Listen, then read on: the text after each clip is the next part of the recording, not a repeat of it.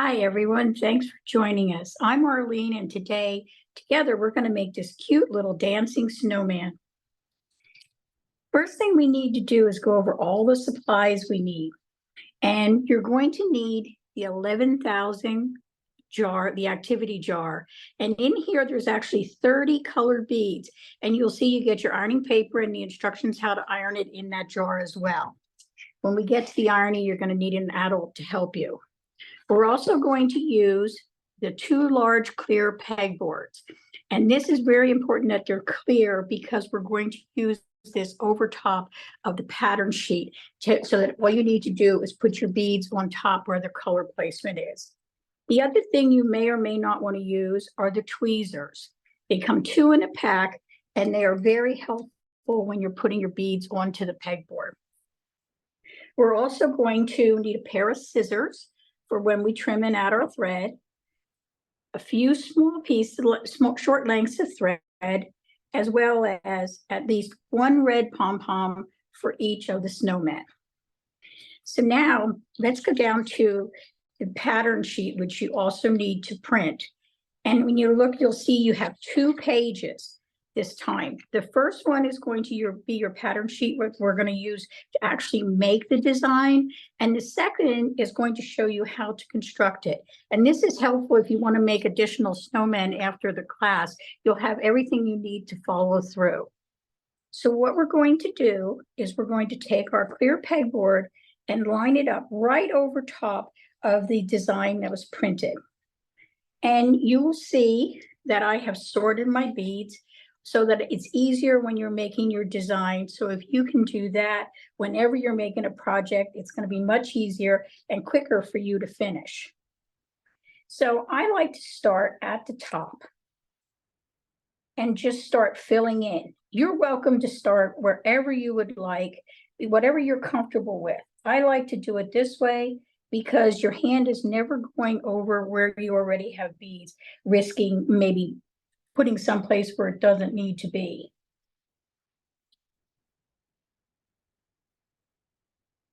And you just begin following the color. Whatever color is shown, that is the same color bead you lay right over the top of it. Oops. You'll also notice on your key to the right of your design, there's a list of all the colors that you're using, as well as in the little circle, you'll see there's a number aside of each color, and that tells you how many of that bead you're going to need to complete this project.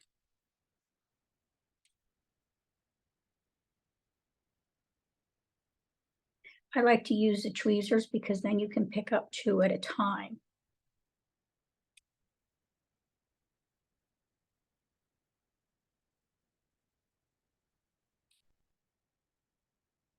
Sometimes if there's, as these rows are, where it's a row of red and then pink and then red again, I go the opposite direction. Instead of going horizontally, I go vertically.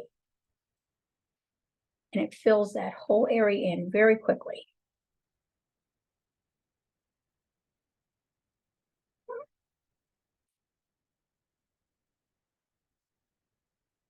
Oh, it didn't work right. There we go. Should have red there.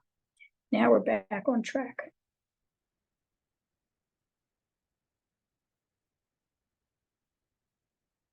It's a great project for a cold, windy day as we have here today. I don't know if it's snowing or raining or just windy where you are.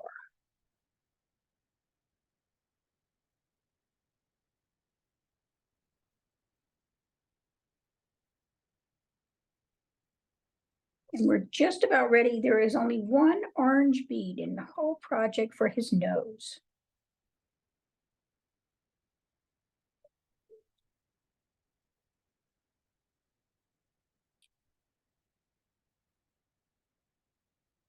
You can see that this is made in 2 pieces. The head is one section, and then the body is a separate section that we're going to attach together as soon as we have them both ironed.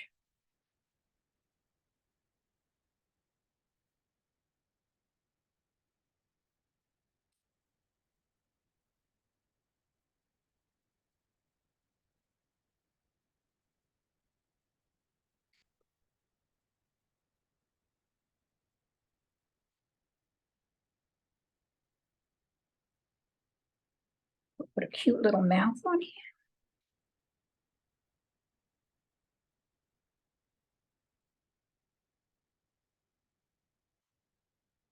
And you can see this is going together really, really fast.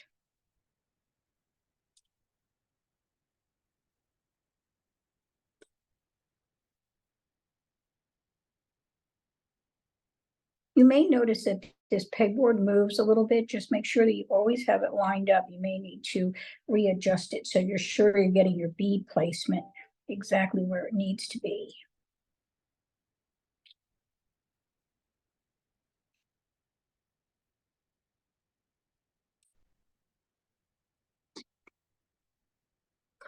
And there, the head is already finished. Now let's move down to the body. And the first part that we're going to do is the scarf. I'm going to spin this around so I have get near all these blue ones, or turquoise, I believe it is.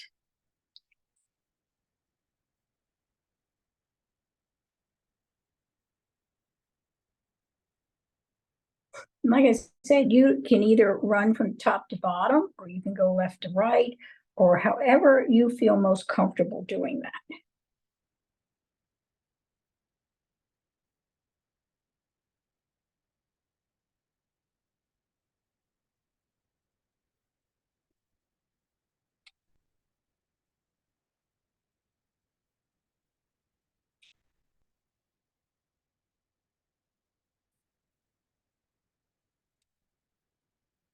Look at that, we almost have the top of the scarf done.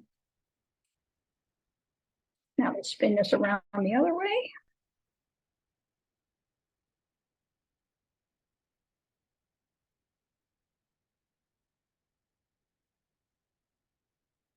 I think next what we'll do is we'll put in the black buttons.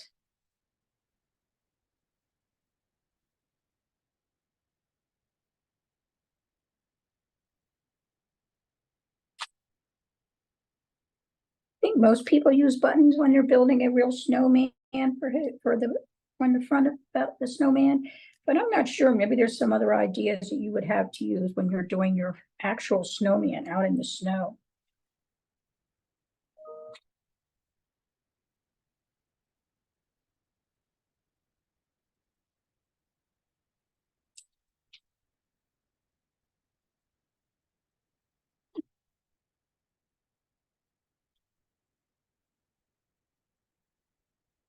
And there, we put his little arms in there already. And we need one little white one right there. Just make sure as you're doing it that you have a bead over every one of those little colored circles, because if not, you're going to end up with a little bit of a gap within your project. When the beads fuse together, that's what makes it nice and sturdy, so that you could hang this. You could hang it in a window, you could hang it off of a branch, you could put it on your book bag if you had a clip to put on there, or you could tie it on. You could actually use it as a gift tag, or maybe even just make the head to the snowman and string them together on a garland. That would be kind of pretty hanging on a mantle.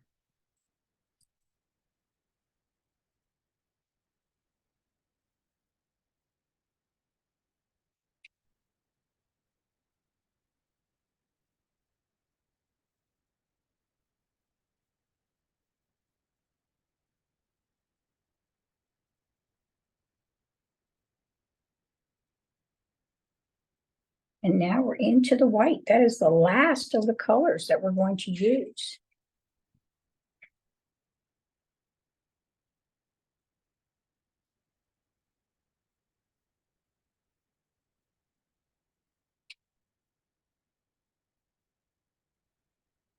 And you can see I'm going around making sure that every one of those colors is covered.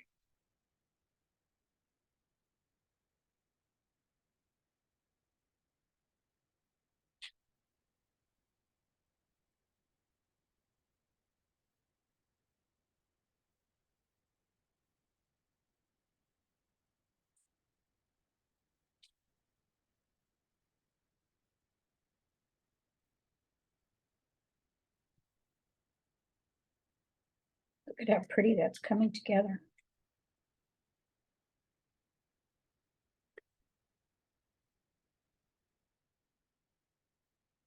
If anyone has any other ideas what we could do with these dancing snowmen, if you would just like to let us know, we would really appreciate it. We're always looking for new ideas.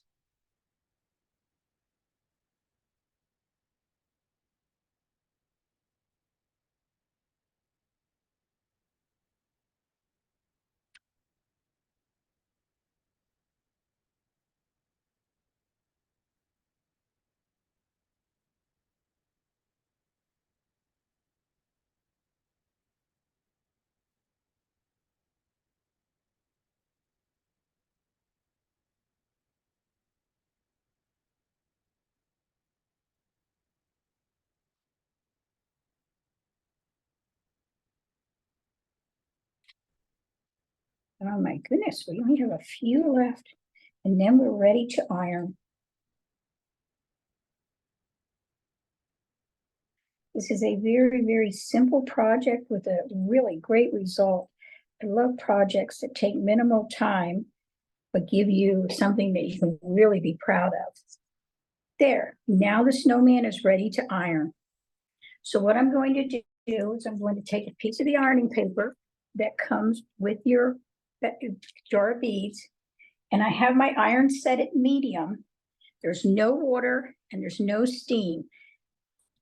And have an adult do this for you because this is very hot. And now I'm going to start just running my iron over the top, moving it around. You don't want to move it too harsh because what's going to happen is it's going to move your beads off of their placement, and then you won't be able to keep them where they belong. And you'll see as you're ironing, the paper's becoming transparent, and you can see the beads through the paper. And you'll be able to tell if there's areas that aren't quite as transparent that you need to give that a little bit more pressure. What I do is I like to iron to one side a little bit harder.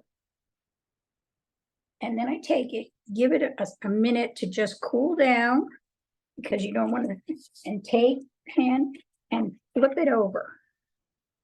And now I'm going to take a second piece of ironing paper, put it over the top, and I'm going to repeat the same process. And you notice that the two pieces are staying separate because they're staying exactly where they were on the pegboard. And I think we're just about ready here. I'm going to peel off my ironing paper. This out of the way. Peel it up there and there. And we have our two pieces ready to tie together. What we're going to do is I'm going to take, I'll leave those there so they can cool a minute, but I will show you on another set that I have. And we're going to thread right through the center. Looks like it's that center row of green. And then we're going to come through the center bottom row of the head.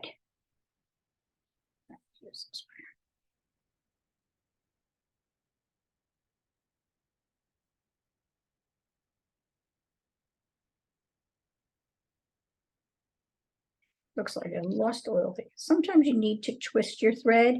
You can use embroidery thread. You can use baker's twine. You could use yarn. If you have someone in your household who's a knitter, you could use yarn for that. You need to come through the other direction.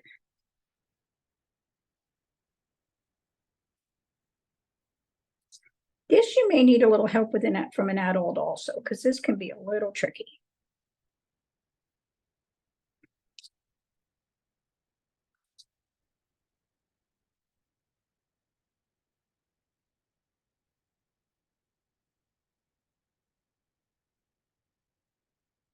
There we go. And then what we're going to do is we're going to take the two pieces and hold them so that they are laying on top of each other. And you're just going to tie it in a knot. real short distance, as close to the body as you can get. You're going to want to tie that. Give it a little bit of a tug. Take your scissors, nip that off. And now the snowman's dancing. So I always move the knot down behind the body. You're going to take a second piece and you're going to do the same thing. You're going to run it through the top, the very, very tippy top of the hat.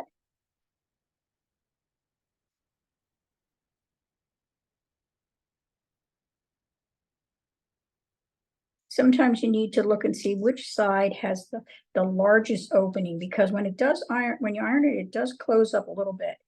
But if you look through both sides as to where you get your best.